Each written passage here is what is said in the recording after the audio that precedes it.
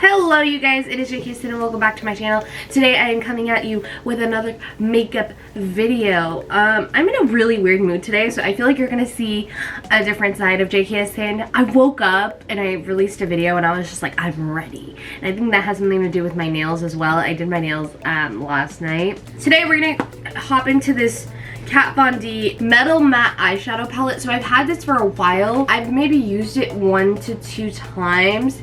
I just don't find myself grabbing for it, and I know why.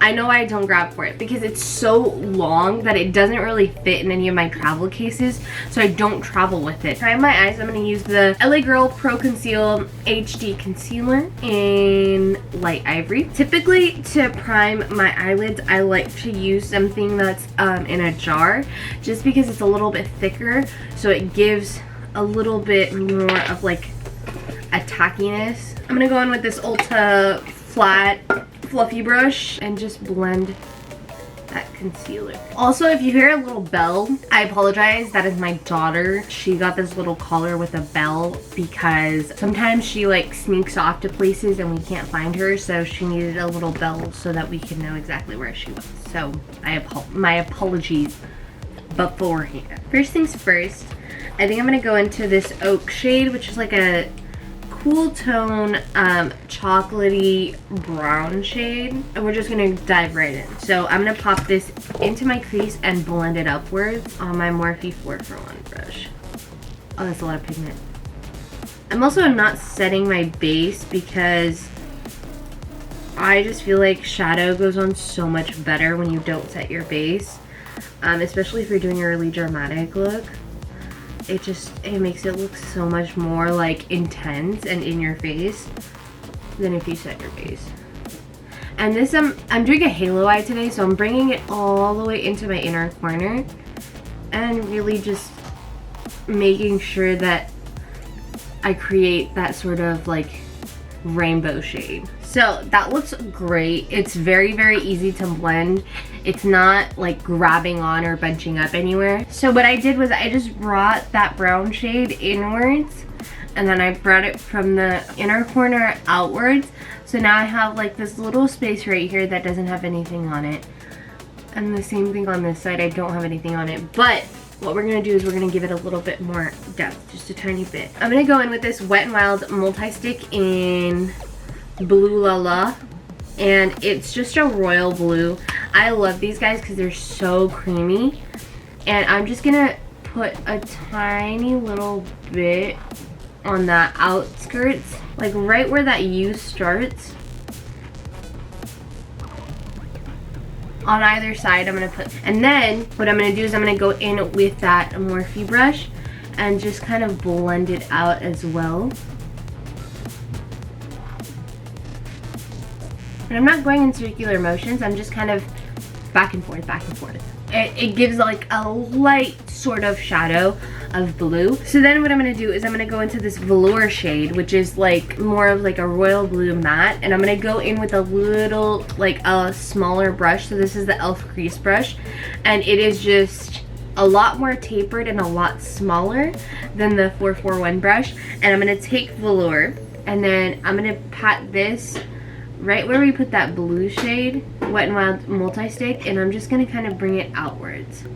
And then I'm gonna go back in with that 4for1 brush and just kind of diffuse the edges. And then go in with that e.l.f. crease brush and start blending in small circular motions. And you still wanna leave that like inner little part, because we're gonna put a silver on it, but you can get it as close as you want, just as long as you don't close the hole completely, because then you won't know where to put that shadow. So what I think I'm gonna do is I'm gonna go into this Nebula shade, which is just a royal blue metallic shade. I'm gonna take that on a small flat tip brush and just kind of pack it on top of the existing blue, but really, really closer to the center, because we still want the dimension on the outskirts. So This is the outer edge of my eye. This is where I placed it. So I still want to give it that sort of dimension, but I want to still have like a light blue tint to it. So I brought it in and I put it right there. And then I'm going to do that on both sides. And do you see how that just like lightens it up? It makes it a lot more royal blue. And you don't have to worry about like the edges or anything like that because we are going to fix those. So I'm going to go into like a smaller flat tip brush and I'm going to take some concealer and I'm going to put it on the back of my hand, just like that. So I have a little tiny bit of concealer. And what I'm going to do with this guy is I'm going to dip in my little brush and I'm going to start putting concealer in that middle part. So the reason why I put it on the back of my hand is because then I can really control how much concealer I have. All right, so now that I have that carved out, I'm just gonna go in with that tinsel shade and I'm just gonna pop that into the middle. And I do this lightly because I've already got the concealer to kind of just hold it all into place.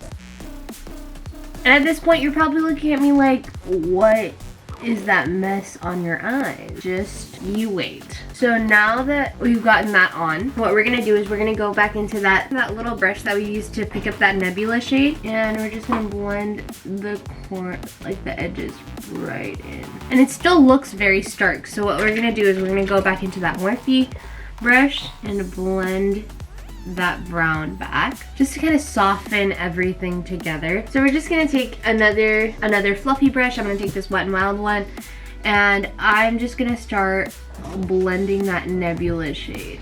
And this is absolutely clean, but it'll just help diffuse those edges. So you can kind of tell this is like a lot more diffused than this guy, and there's like barely anything on the brush. And you want to be really, really gentle with this because the thing with shimmery shadows is that they're usually more crumbly.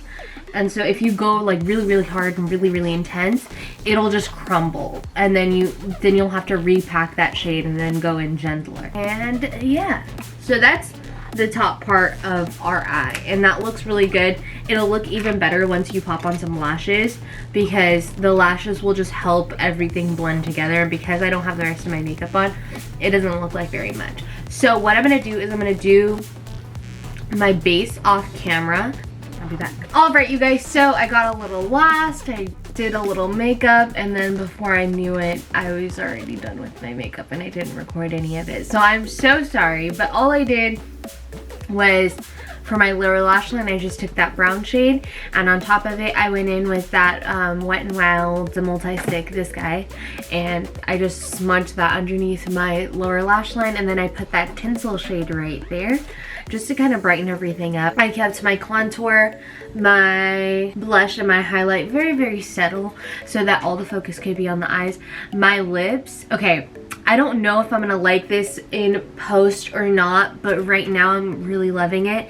And what this is the Believe Beauty liquid lipstick in Foxy, and it's just such a pretty like nude. And then underneath it I just layered MAC's Cultured Lip Liner. I really like this look. I'm definitely gonna enjoy it very much. I'm gonna go ahead and go take some pictures and yeah, but let me know what you guys think. Let me know what other kind of looks that you want to create. If you come upon a look and you're like, hey, I want to know how to do that, go ahead and shoot me a message on Instagram or on here and let me know. Don't forget to like, comment, and subscribe, and I will see you in a video super, super soon.